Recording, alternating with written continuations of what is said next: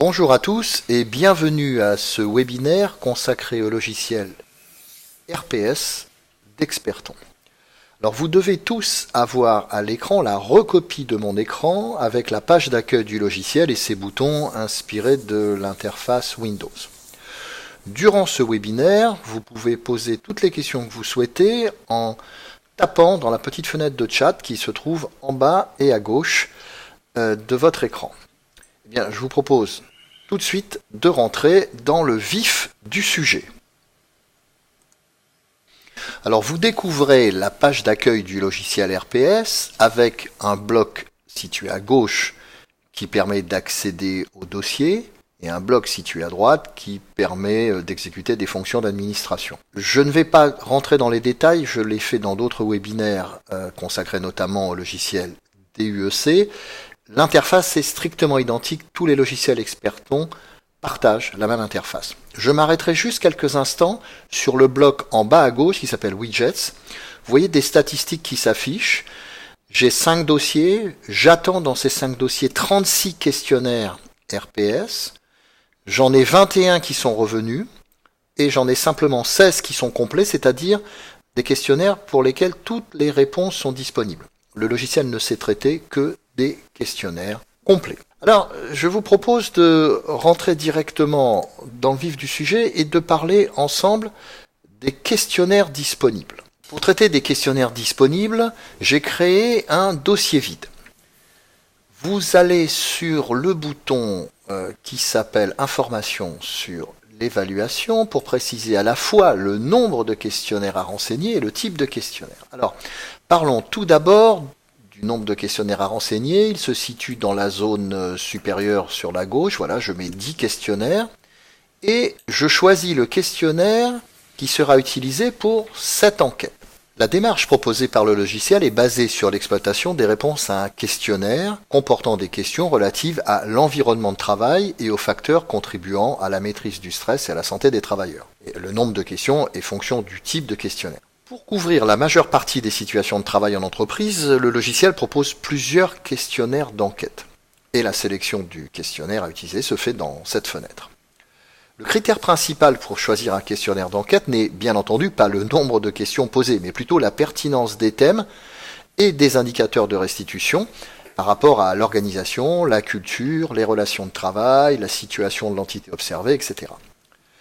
Le logiciel propose actuellement 3 questionnaires. Le premier, le questionnaire dit de Karasek, qui propose 26 questions et 3 indicateurs.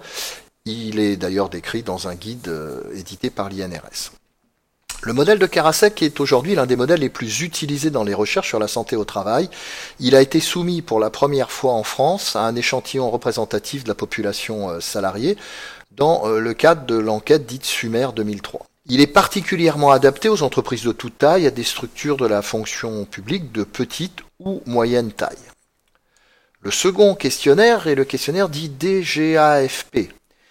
Il comporte 87 questions et 13 indicateurs qui sont préconisés dans les recommandations du guide édité par la DGAFP, Direction Générale de l'Administration et de la Fonction Publique, qui est un guide proposé dans le cadre d'un groupe de travail mis en place en 2011. Il fait en fait partie de la boîte à outils des employeurs publics. Il est particulièrement adapté aux 3 versants de la fonction publique. Si la structure est de petite en taille, on pourra se poser la question d'utiliser le questionnaire de l'INRS qui, lui, limité à 26 questions, reprend une bonne partie de l'enquête DGAFP.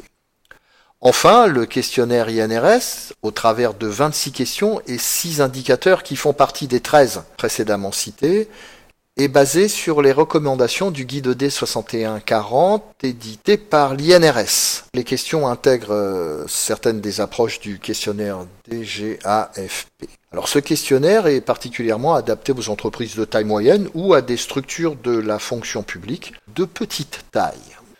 Voilà concernant le choix des questionnaires. Je vais maintenant utiliser un questionnaire pré-rempli afin d'avoir une démo un peu plus descriptive. Donc je choisis un dossier pré-rempli en utilisant d'ailleurs le questionnaire DGAFP. Alors, première étape, comme pour le document unique, définir des unités de travail ou des services Nous verrons que cette découpe, bien entendu, est utile pour la cartographie des RPS, mais sera également utile lorsqu'il faudra après intégrer la synthèse de l'enquête RPS dans le document unique. Je passe pour le moment sur la manière de remplir des questionnaires. J'y reviendrai dans la seconde partie de cette vidéo. Il existe deux manières de remplir des questionnaires dans le logiciel, soit la saisie à partir d'un questionnaire papier, soit en ligne. Je vous ferai une démo plus descriptive un peu plus tard. Nous voici dans le centre de contrôle des questionnaires. Tout d'abord, en bas à gauche, un certain nombre de statistiques. Vous voyez que nous attendions 9 questionnaires, nous en avons ouvert déjà 5. Sur ces 5, nous n'en avons que 4 de complets, c'est-à-dire avec toutes les questions répondues. Donc, nous n'avons que 4 questionnaires exploitables par le logiciel. Dans la partie supérieure, vous trouvez les questionnaires disponibles. Une ligne par questionnaire. Vous noterez les cases marquées indicateur de perception, indicateur synthétique. Dès qu'un questionnaire est terminé, le logiciel analyse le questionnaire et donne son évaluation en fonction des indicateurs du questionnaire. Il existe d'autres colonnes qui vont vous permettre d'aller un peu plus en détail dans le questionnaire. La colonne avec un petit i permet d'afficher les informations administratives liées au questionnaire, notamment le secteur d'activité, la fonction occupée, l'âge, l'ancienneté. Ces informations sont celles des questionnaires de l'enquête Sumer 2003. La colonne suivante permet d'afficher les réponses au questionnaire. Vous voyez ici que le questionnaire que je viens d'ouvrir ne comporte que 26 réponses sur les 87 de l'enquête DGAFP. Il n'est donc pas exploitable par le logiciel. Je reviendrai un peu plus en détail sur la saisie des réponses. Vous noterez que le questionnaire incomplet est marqué d'un petit i dans une case bleue. Les questionnaires exploitables sont marqués E d'un petit c pour complet dans une case grise.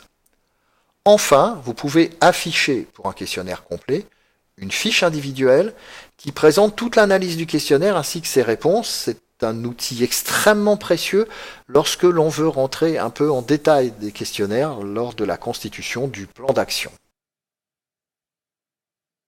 Nous allons considérer que tous les questionnaires attendus pour votre enquête ont été récupérés et renseignés. Vous souhaitez maintenant disposer d'une cartographie générale des RPS pour l'entreprise. Pour cela, vous allez cliquer sur le bouton dit Analyse. La fenêtre de statistiques va s'afficher.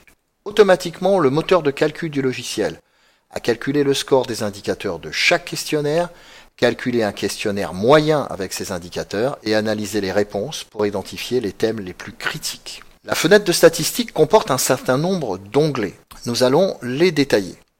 Notez simplement que par défaut, l'analyse porte sur l'entreprise dans son ensemble. La liste déroulante située en haut et à droite de la fenêtre permet de choisir le niveau d'organisation sur lequel va porter l'analyse, l'entreprise, un service, une unité de travail. Le premier onglet donne une vue synthétique des indicateurs au niveau d'analyse choisi. Cette vue se base sur l'analyse du questionnaire moyen calculé par le logiciel. Vous avez deux informations disponibles. Pour chacun des indicateurs, le nombre de questionnaires dans chacun des tiers, vert, orange, rouge.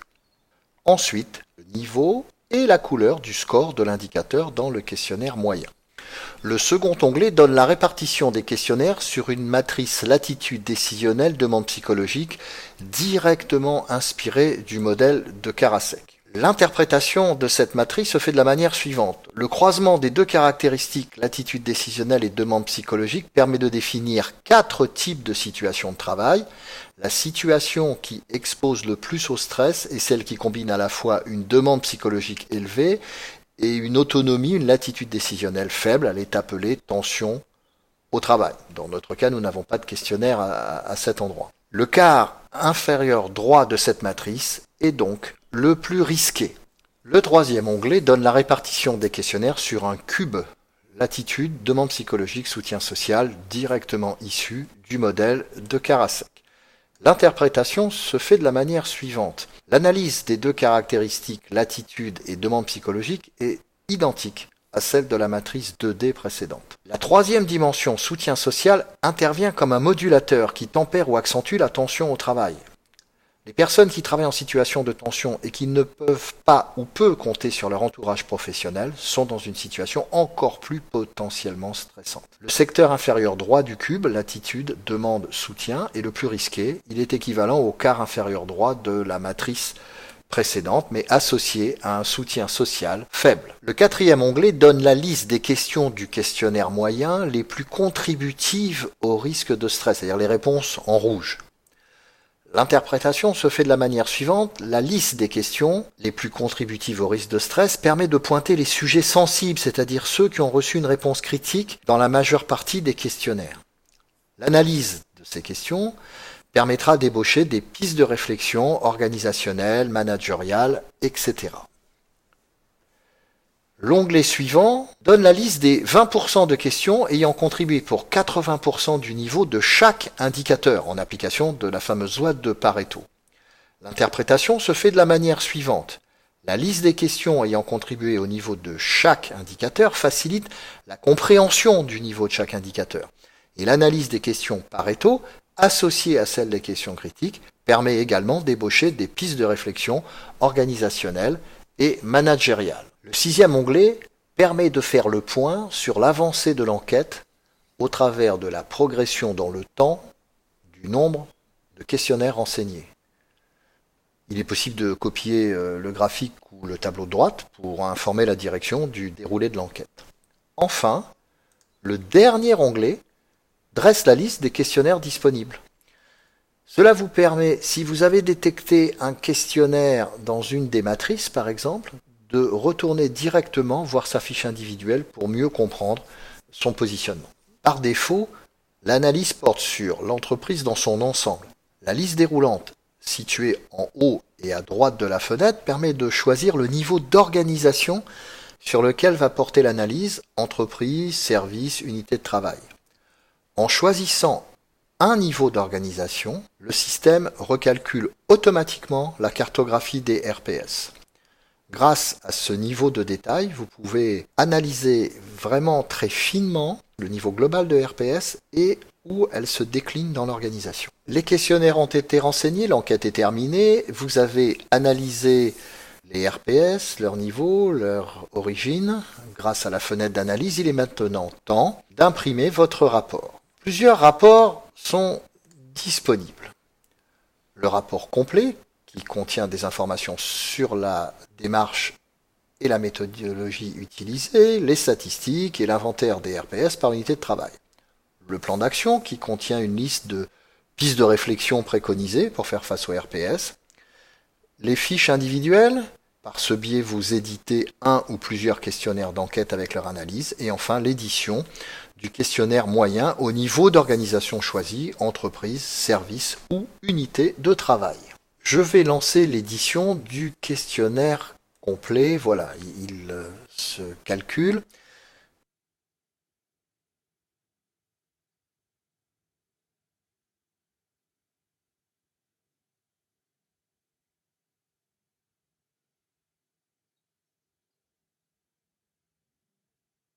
Je vais réduire la fenêtre. Voilà, regardons ensemble le contenu type d'un rapport complet.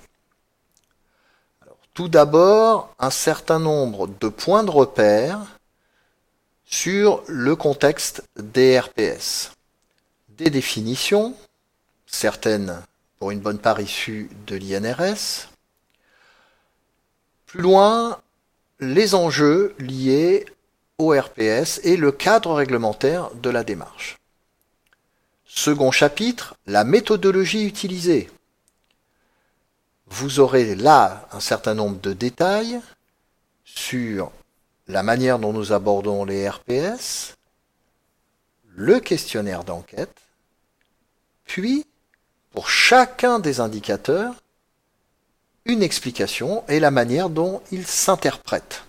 Je vais passer rapidement parce que nous sommes dans le questionnaire déjà FP avec 13 indicateurs. Dernière partie, le résultat de l'analyse RPS pour l'entreprise.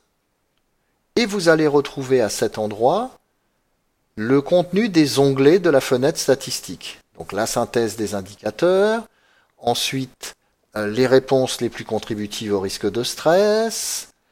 Nous allons ensuite retrouver les questions Pareto,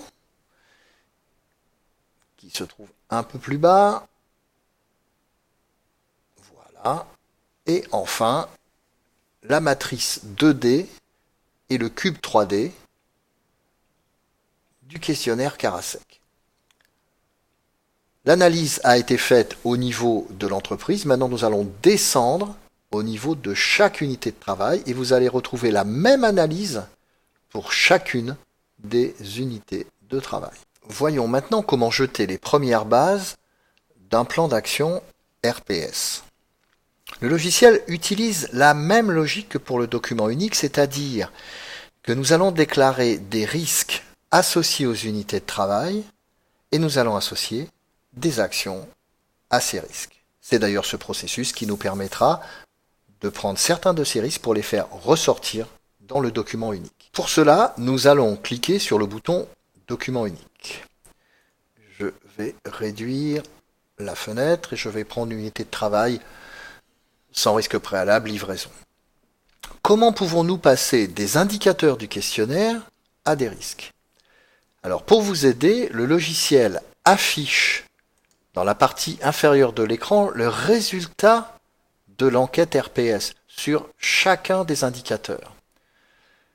Si nous naviguons un peu vers le bas de cette fenêtre, vous allez voir que le cas de dépression est en rouge, c'est-à-dire il y a fondamentalement un vrai risque RPS. En cliquant, le logiciel transforme ce risque, cet indicateur RPS, en un risque avec des situations d'exposition, des moyens de prévention et des pistes d'amélioration qui sont des recommandations issues des travaux de l'INRS. Vous pouvez ainsi personnaliser le risque. Vous noterez que la case « Ce risque ne figurera pas dans le document unique » n'est pas cochée. Cela signifie que le risque reste que propre à l'enquête pour développer un plan d'action. Si nous voulions faire figurer un risque synthétique dans le document unique, nous aurions coché la case. Vous voyez que le risque apparaît maintenant dans la ligne du tableau supérieur. Pour le côté, même raisonnement que pour le document unique, on utilise le système de fréquence-gravité. Je passe rapidement, je vous invite à vous reporter au webinaire sur le logiciel document unique pour comprendre la logique de classement. Terminons par le plan d'action RPS. Un plan d'action RPS est par définition adapté à la fois à l'importance des risques détectés et puis à l'environnement de l'entreprise, sa culture, son organisation. Donc ce plan d'action ne peut être imaginé accompagné que par des professionnels au fait des problématiques RPS, après accord de la direction.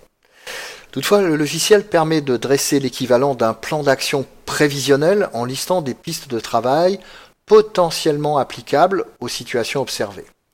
Pour cela, le logiciel fournit un catalogue de pistes de travail pertinentes issues des recommandations de l'INRS pour faire face aux risques détectés. En fait, ces pistes permettent de nourrir la réflexion, elles ne se substituent pas à un véritable plan d'action personnalisé. Il suffit de cliquer sur la fenêtre de plan d'action, je vais réduire la fenêtre, voilà. Nous allons retrouver notre risque de dépression, aucune action ne lui est associée, je clique sur le petit plus, je vais dans détail de l'action et là je choisis en fonction des pistes d'amélioration possibles issues des recommandations de l'INRS une action de formation. Je me nomme comme responsable et je décide que cette action est à priorité moyenne. L'onglet plus d'infos me permet de préciser la date de début, la date de fin, la durée et puis éventuellement de préciser des sous-étapes à cette action. Vous voyez que l'action apparaît dans le tableau. Si je clique sur la petite colonne fiche, j'édite directement une fiche qui peut être envoyée au responsable de l'action et qui récapitule son contenu et ses étapes. Cette action a été intégrée dans le plan d'action. À titre illustratif, si je retourne dans la fenêtre de rapport et que je choisis l'onglet plan d'action et que j'édite ce plan d'action, alors je vais réduire la fenêtre, voilà, vous noterez que l'action former les personnes est bien présente sur la troisième ligne du programme d'action préventive. Voilà, nous venons de balayer ensemble les principales fonctions du logiciel RPS. Il me reste un sujet à traiter qui est la manière d'obtenir les questionnaires, soit en version papier, soit en version en ligne. Alors je vais tout d'abord répondre à vos questions qui se sont affichées durant la présentation et dans une seconde partie, nous parlerons du mode de saisie des questionnaires.